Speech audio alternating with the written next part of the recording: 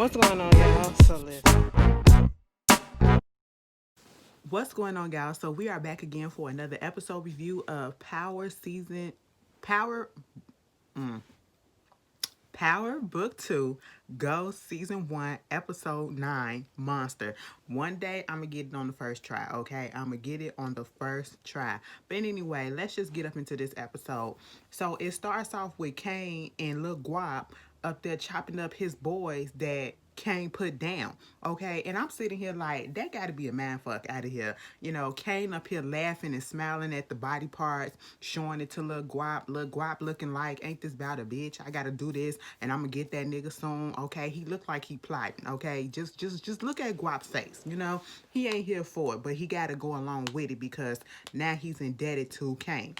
Then we get to Professor Milgram and Tariq, he needs to get some money for Two Bit, because Two Bit up there texting him talking about some, I need my money, you know, 50K for killing that nigga for you, looking out for your bitch ass. And so he go look at his stash, he ain't got enough. You know, he calling Davis to try to get an extension and not pay him, and of course Davis is okay with it. Davis is okay with it because, you know, he doing his own agenda, okay? He had to explain it to Paula why he okay with it, because at the end of the day, whatever it is that he's doing, because I finally remembered her name, Paula, you know, who's still fucking a married man, you know, she was just like, he in trouble and he trying to get the money from, we already know that the money is not for his grandmother and all this stuff. She's like the morality type of person, and he's like the I'm just trying to get paid, that type of person. And at this point, Paula, it really don't matter what he trying to do. All you should be worried about is getting this case done, and that's it, and get him out your hair. I wouldn't care where the money came from, as long as it's legal on my end. As soon as it get into my hand, I'm good, okay? At this particular point, you know, because you already know that Tariq probably into some stuff or whatever, so it don't matter. But you know, she's so conscious and moral about, you know, where the money coming from, and Davis don't give a fuck. As long as he get his money, he's fine, okay? So moving on from that, we get Professor Milgram. She up there in the bed with Zeke, okay? Because remember, Zeke came over to her house at the end of last week's episode, you know, after being traumatized, okay? Now, at this point, we don't necessarily know if Zeke knows about the family business and all that's going on. You know, we know he's from the hood because at one point, you know, Professor Milgram was trying to find out what happened to him and how he got these bruises. You know, he waking up. I can wake up to you like this every day. I'm sitting here like, little boy, little boy, this puppy love for you. You done fell in love with a grown ass woman, okay? That grown snatch be just doing the most. I'm telling you, don't even try it if you haven't, all right? Because it will mess you up. That's mature puss, all right? But then again, she a little immature, so I don't even know. But you know, it'll do it to you every time. But listen, at this point, you know, she trying to get him to, you know, open up to her. I can trust you, can trust me with your secrets or whatever. I'm trusting you with my career. I said, ain't nobody tell you to do that. You did that on your own, okay? But you know, he went on ahead and said after the game, some dudes recognized him from his old hood, wanted a picture, and instead jumped him and was put a gun to his knee. The gun misfired, and all he could think about was the fact that he could have been, you know, lost it all. And of course, she trying to be all up on him and everything. And he told him about that it was a game, GTG, okay? And at this point, she was like, GTG? I was like, girl, calm it down. Don't get involved. I wouldn't get involved if I was you, okay? Let it go. But of course, no, that's not what's gonna happen. So at this point, you know, in Stansfield, speaking of GTG, we got Laz Alonso playing Detective Santana because remember, old boy got killed in the pool and they tried to make it look like it was an accidental drowning, but it really wasn't. And so they figured out that he was a gamer because of the tattoo that was on his hand that said GTG. And of course, Professor Milgram, you know, she was like, GTG, you know, no, they said, get into the guap. That's what it stands for. And she was like, GTG. And I said, this is what y'all really be naming y'all games and stuff. It be so lame. Just give me the acronyms, give me the initials, because the what it actually be standing for, I be sitting here like, that's what it's for. Girl, no wonder why y'all use initials and shit. But anyway, so here go Jabari. looking at her like, GTG, you know what that means? I'm looking like, boy, if you don't shut up. And Santana was like, you know something about it? Miss, and then Jabari, here go Jabari. Professor. I said, we ain't ask you. We ain't ask you. You gotta calm down. You gotta calm that down, okay? He was just doing the fucking most this time. Because at this point, Santana, Detective Santana and Milgram, because we found out that she was also a former prosecutor, and of course the dean and the other teachers acting like, oh, ain't no criminals up in this school, and ain't no gang members and all this stuff. And then Santana had suggested that, we talk to people who could be in some type of affiliation or association with people like this. And then of course Jabari had to come through and said, basically, you're racial profiling. You haven't learned nothing from this summer. I guess with the George Floyd thing, or I guess that's what they was trying to get at. I don't know, but obviously something racial profiling shit had happened. So, with that going on, Professor Milgram was like, just get the students, make them be able to come forward anonymously if they know something, gain trust and stuff like that. And he was like, would you be one of those people? And of course, Jabari gets up in his feelings because he wants to be the one involved. He wants to see what's going on. And I'm pretty sure he think it got something to do with Tariq too, because he follows him last week. And I'm just sitting here like, Jabari has to go. Jabari needs to die before. He does not need to come back. He does not. If Professor Milgram comes back, that's fine. But Jabari, he does not need to come back because he is irritating the hell out of me and he is doing the absolute most. You are a black man acting like a little ass pissy ass boy, okay? That's throwing tantrums because you can't get the puss that you want because you fucked it up. All right, that's basically what it is. You know what I'm saying? You can't get the toy that you want. And I don't even think that he really wants her. He's just doing it because of the simple fact that he feel like Tariq got her or somebody else got her. That's what I feel like, It's a cat and mouse game that's stupid. And so, they gonna do that. And then Tariq trying to go get the re-up from Auntie from Monet, and Drew up there trying to talk. She's asking him why he ain't go pick up this and pick up that. He was like, listen, you got me running around ragged. We need some more help, okay? Ever since Kane, we don't speak that name. Okay, well, ever since nigga gone, it's just been a little hectic. We need some more help. Then here comes Tariq, he trying to get the product. Instead of getting pills, he got the coke that they lifted off of Rico boy.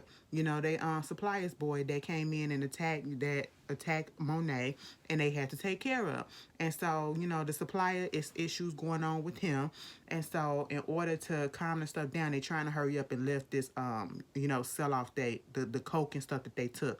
So that's why Tariq about to sell his coke. I said, you make more money selling the coke at this point, so go ahead and do what you gotta do. He mentioned Kane, and Monet almost had an aneurysm too. We don't mention his name. I said, all right, damn, Kane is really excommunicated. I said, So then Tariq gets on the phone with Tasha and basically was telling him about whatever. And she wound up telling him, what's his name? Tariq wound up telling her about a special witness that's supposed to be, David's supposed to be bringing in. She knows nothing about this, and I forgot to mention this at the beginning. And he don't really have a special witness, or if he does, they just not springing it on it because even Paula had questioned it too, So later on in that whole thing that wound up happening with the jail, we gonna continue with Tasha for right quick. After she get off the phone with Tasha, with Tariq, later on, here come Miss Bullhard, the female judge, not judge, but guard, the bitch, okay? The one that got a problem with everybody. Like, she take pleasure in making these women lives hells, and I just don't understand. And I need to understand why she going so hard on Tasha. Maybe because she feel like she a little privileged or whatever. Somebody gonna say that she might try to assault her, like, sexually or whatever. That, I don't see that happening. I think that in, like, the beginning of the season, somebody said that in one of my reviews. I don't see that happening. I just think that, some of these guards just being assholes, and I think that she's taking this little amount of power that she so-called got to her head, and they're doing a random sweep of each cell trying to search for contraband. Okay, why are they trying to search for contraband? Because motherfucking Sachs told them that it's a possibility that Tasha may have a burner phone in her cell or something like that. So everybody on that cell block is getting searched for a contraband. And come to find out, the dude that was being a janitor fixing the stuff that works with Tejada, I think his name Bishop or whatever, he comes over there to Tasha's cell and was like, give me the goddamn phone. I'm the one that gave it to you. I'll give you another one. It's about time that Tasha got another one, because we don't know how many days this has passed since she had this phone, and she ain't got a charger the first, okay? Ain't nan charger up in there. She only gave him the phone back. They never put a charger up in there. So I'm sitting here like, how long is these phone calls? And I know she playing games on that goddamn I'm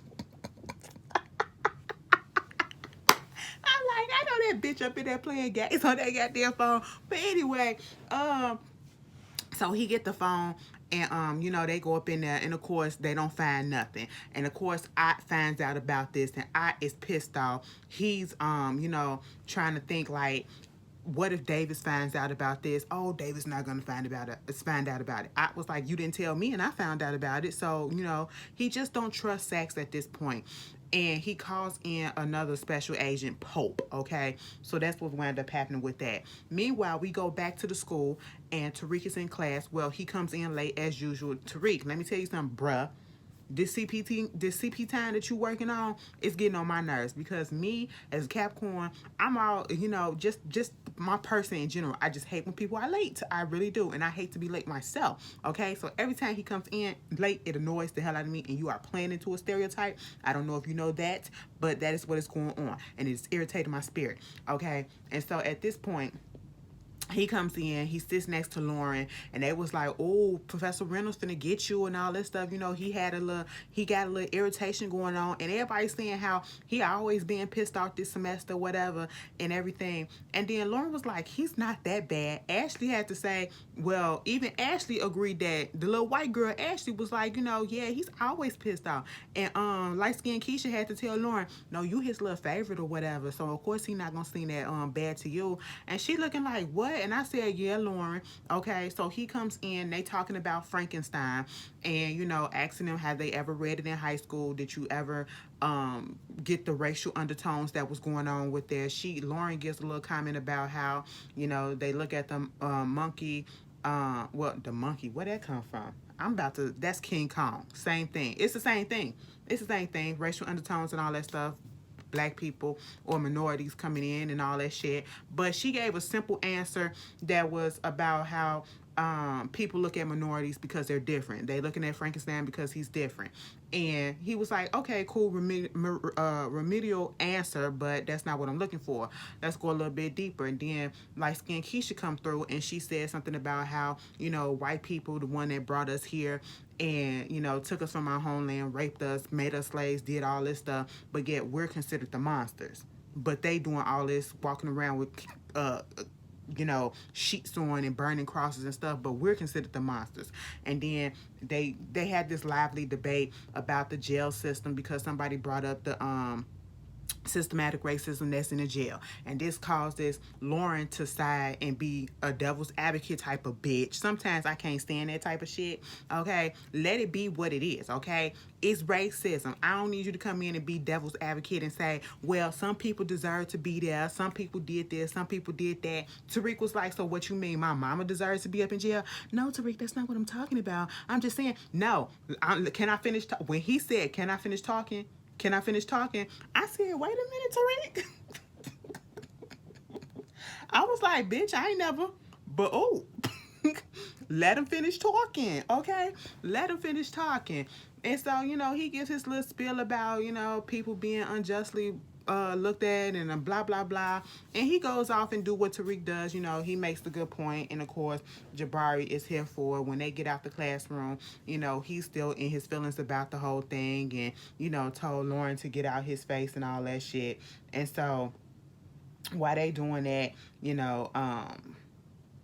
what wound up happening? Damn.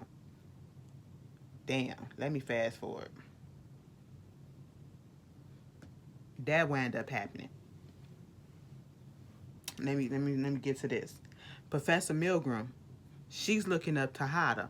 She's looking up Tejada because she's looking at Zeke stuff. Got his baby pictures. Got she on her Beyonce tip. We don't know where the hell Beyonce be getting these baby pictures from, but she sure enough get them when it be people birthdays. Okay, and we was like, bitch, we ain't never seen that picture from. Where you get that? Where? How did you get to the archives? I said, how you get Zeke's old pictures? Okay, like his old middle school pictures from years ago. His family pictures from when he got into Stanfield, and on the back it said Drew, Diane, and Kane, Tejada upstate, father upstate, Monet the auntie, and all that stuff. So she go look up, and up Tejada, and I was like, oh no. So she putting it together. Tejada running with Big Guap.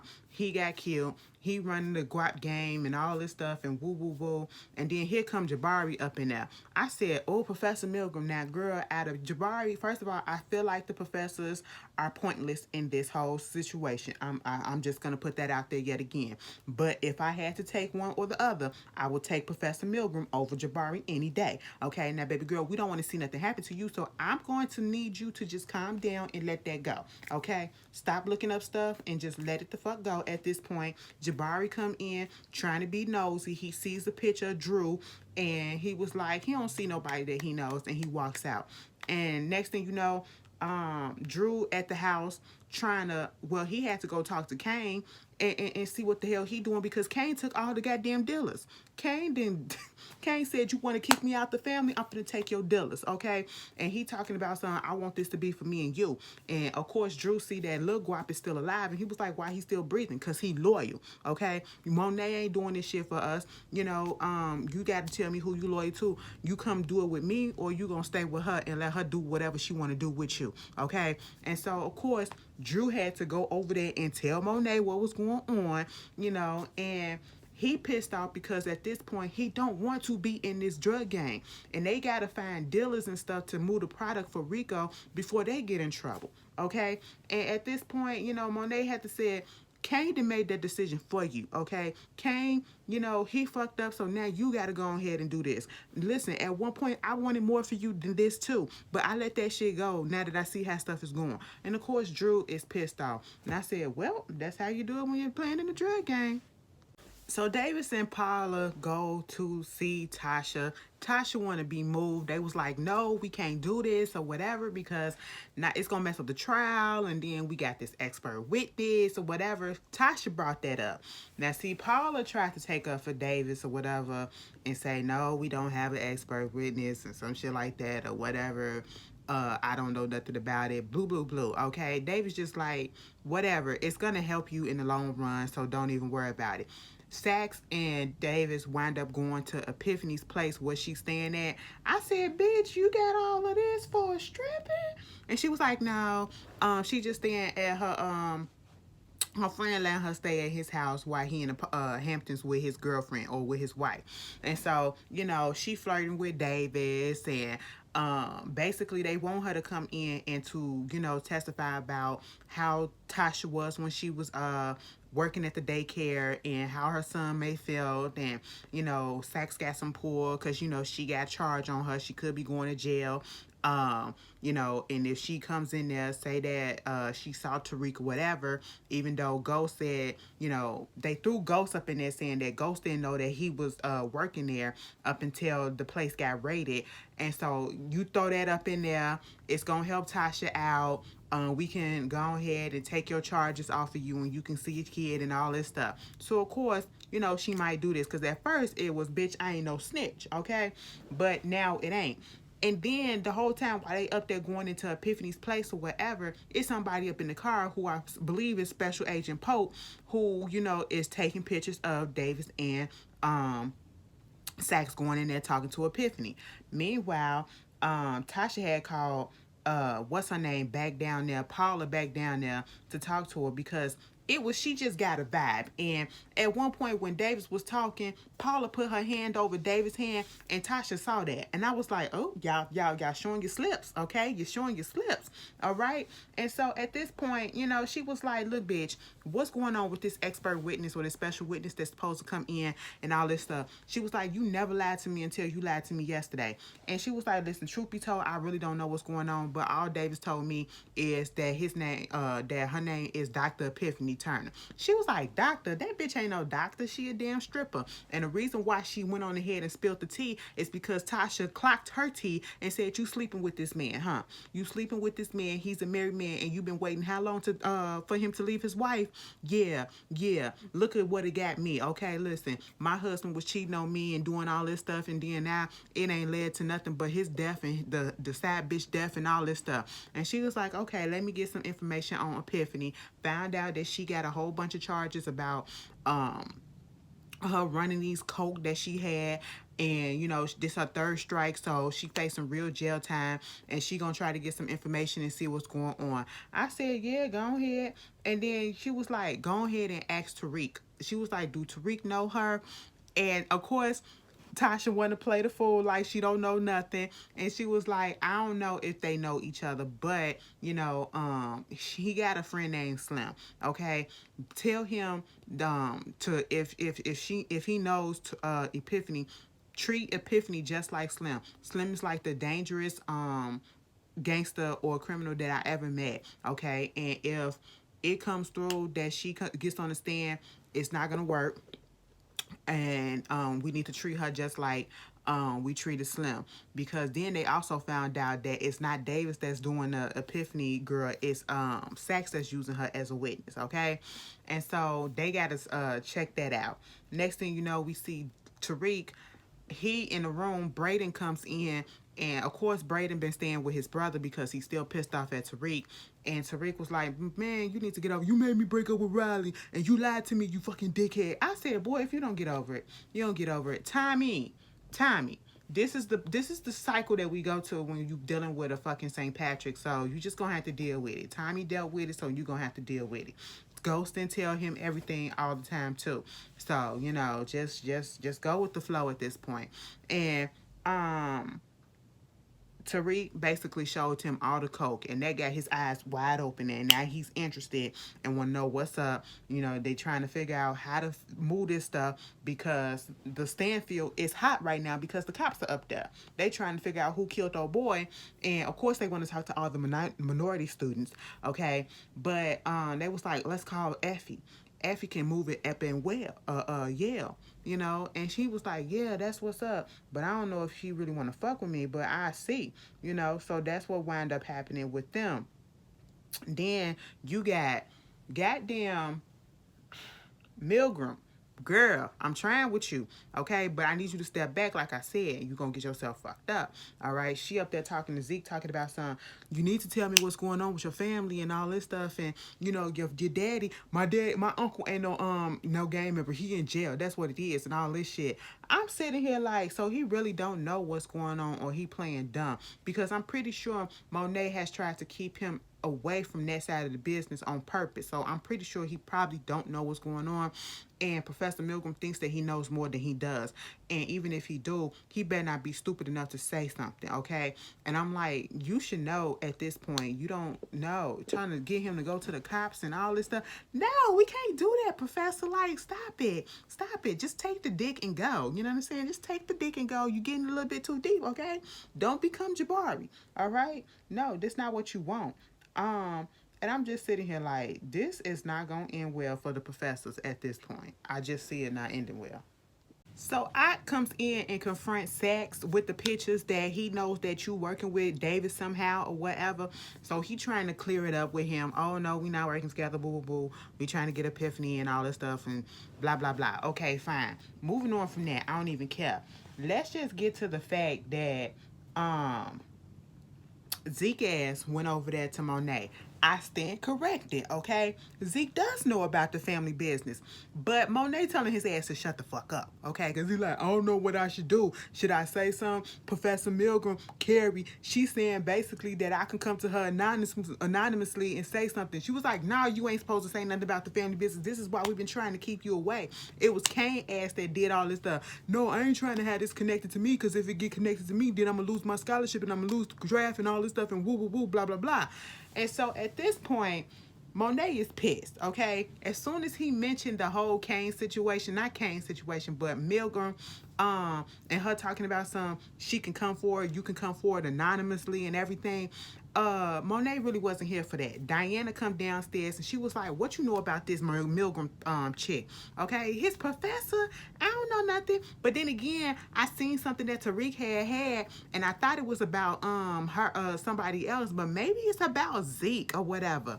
So I'm sitting here like, oh shit. Now Monet is pissed and involved in everything, and I said, Professor Milgram, you just better watch yourself at this point, because I'm telling you, you're getting involved, you're getting in too deep, you're getting just like Jabari, and we don't want the burst for you, okay?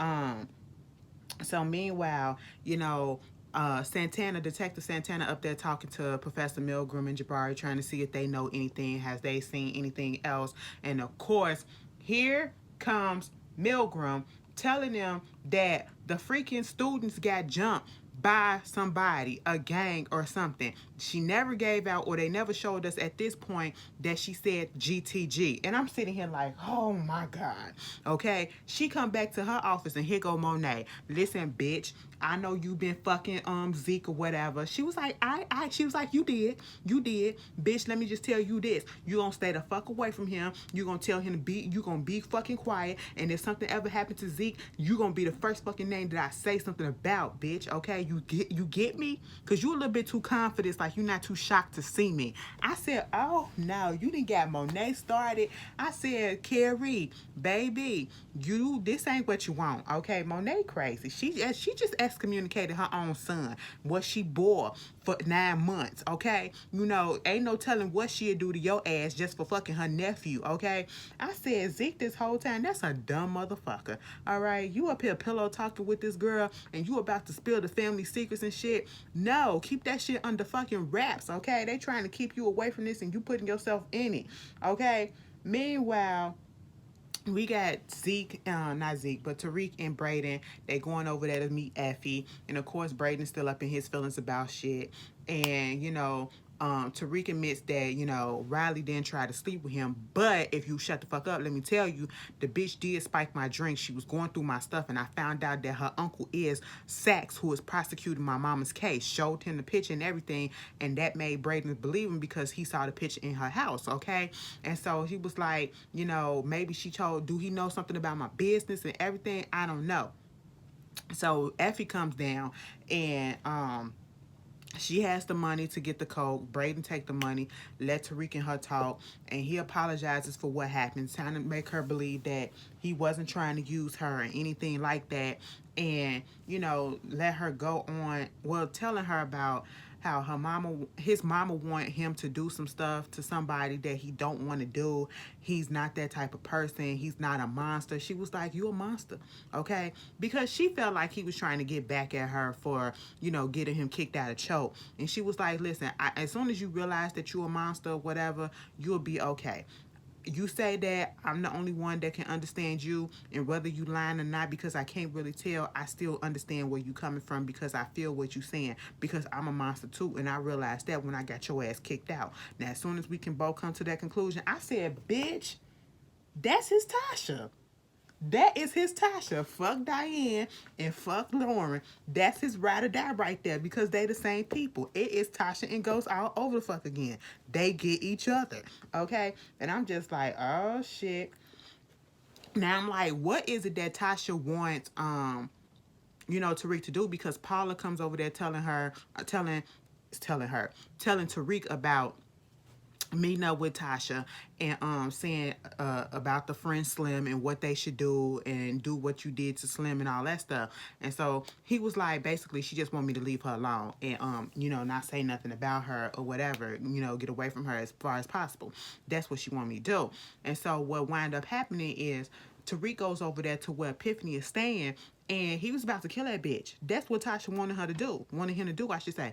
Wanted him to kill that bitch. And at this point, he was like, no, because he found out that Sax was over there, and not only was Sax over there, but Davis was over there. So now he's thinking, okay, he putting two and two together. These bitches are trying to play me, okay, at this point in time. My lawyer that I got from my mama, the lawyer that I got from my mama is doing some shady ass shit, and I'm just not here for it, okay? He putting two and two together. He see the little toys and all the stuff around, and then you hear Epiphany say, listen, if anything, I ain't got nobody, okay? The only person I got is my child, and if I could, take some money and run, that's what I do. And so he looked up in his bag, and I was like, so you gonna give her the money?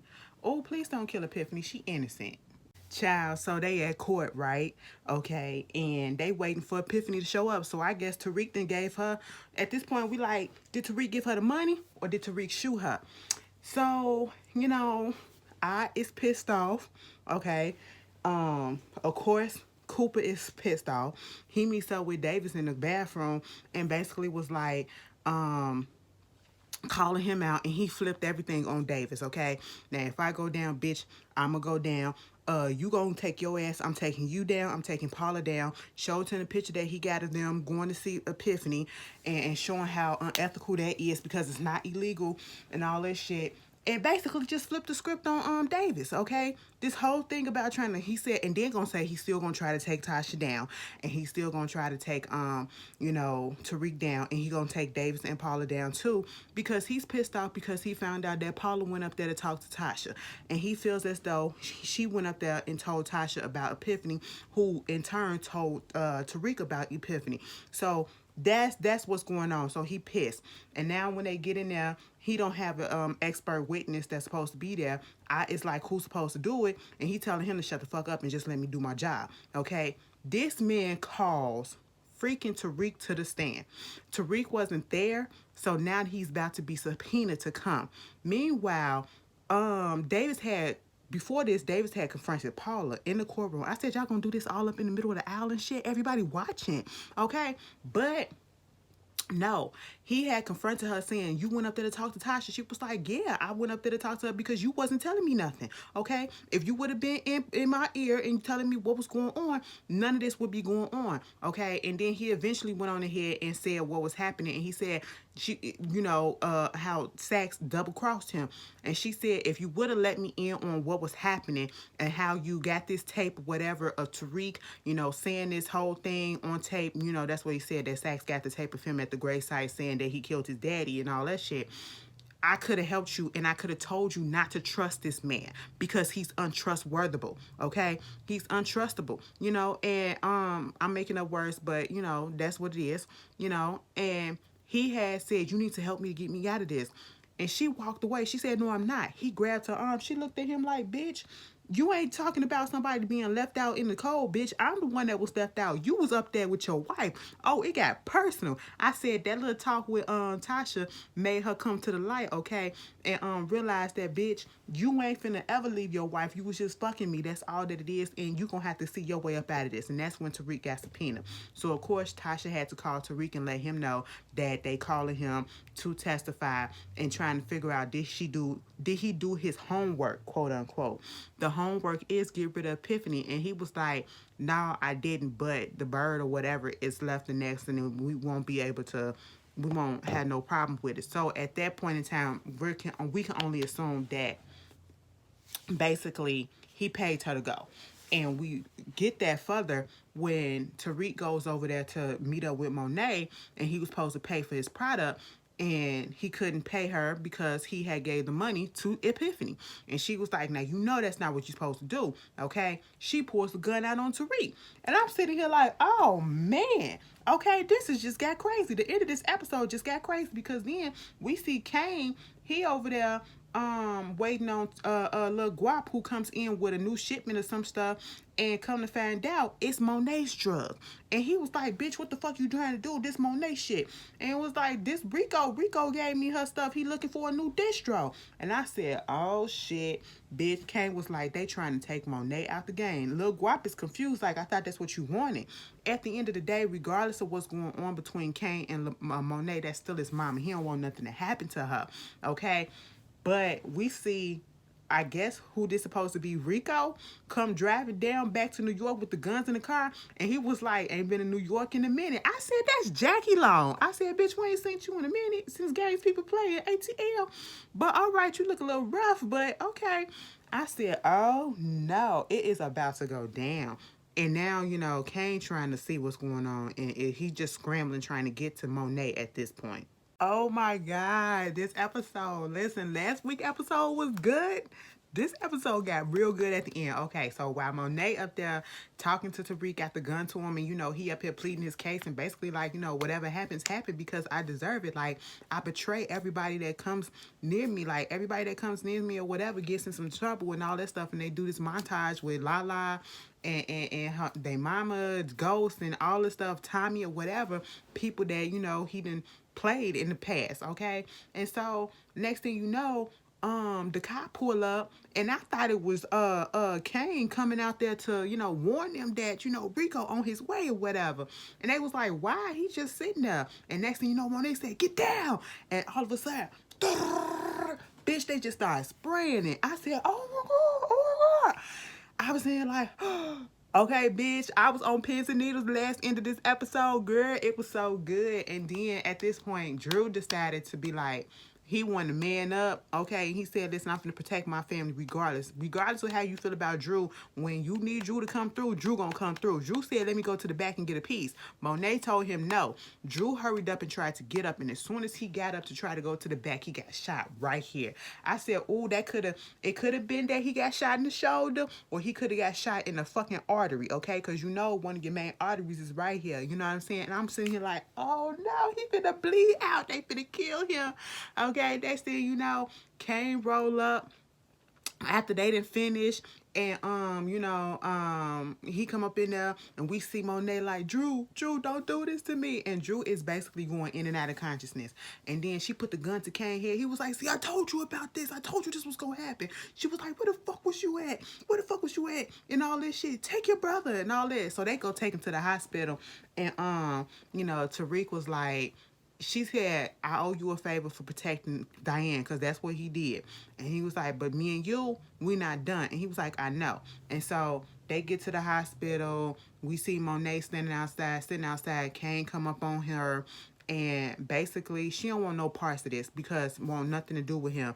And basically said, I put your ass down myself. You need to get the fuck out before I get your ass, because at the end of the day, this is all your fault. I said, oh, bitch. Okay, it's like that. You ain't got nobody. He was like, I'm your son too. I'm your son too. And she just walked off on his ass. He gets on the phone and he called somebody and was like, yeah, I need your help. Come to find out, it was Ramirez, okay? Ramirez is like, they had this plan that they was going to kill Tariq, and Kane want to kill Tariq right now. And he was like, listen, with Drew out the picture, you out the picture, I don't need you. That means that she going to need me more than ever, okay? So I don't need you. I don't need to get at Tariq or whatever. You really are stupid, just like your mama said. What you need to do, you need to fucking go. Next thing you know, Kane ain't liking the fact that people is just turning their backs on him at this point and going against the grand and the plans, okay?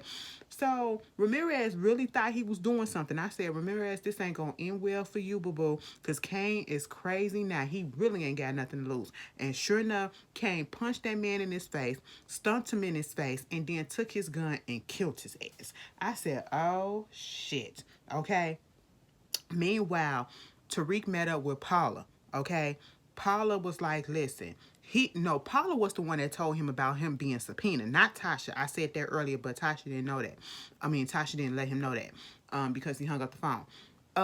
She told him about him being subpoenaed and showed him the video that Sachs took and said that I got it off of Davis' computer. You know, he had it buried and all this stuff. And basically, Davis is trying to get your ass. That's what it is. He flipping, he turning on you, trying to get you and all this stuff. And he was like, why you telling me this? Because I want you to get that motherfucker. I said, oh, we finna beat this motherfucker. I said, oh shit, pussy scorned. Paula scorned. I said, girl, you done seen the light. That man ain't leaving his wife. You was just a fresh piece of ass for him. That's it. Okay, you was work wife. That's all that you was. You wasn't nothing more, nothing less. Then, you know, Tariq go meet up with who? Tamika. I said Tamika and her good civilian wig is coming back. I said, I know that's right. And he showed her the subpoena and she was like, give me $1. Okay, now I'm your lawyer. All right. But and anything that you need to tell me is confidential and can't nobody else say it, and I can't say it to nobody else. Did you kill your father? Because he wanted to know how you get this video of how the Sachs knows about, you know, you killing your daddy, and he admitted it. I said, oh shit. Oh shit. Now I'm looking forward to the finale. Baby, it is so crazy how when we first got up into this show, I was not really here for it because it was a Tariq driven show. But baby, I'm in tune. I'm in tune and I'm invested. Okay. The last couple of episodes has been real good. You guys tell me how you felt about it, and I'll see y'all later. Peace.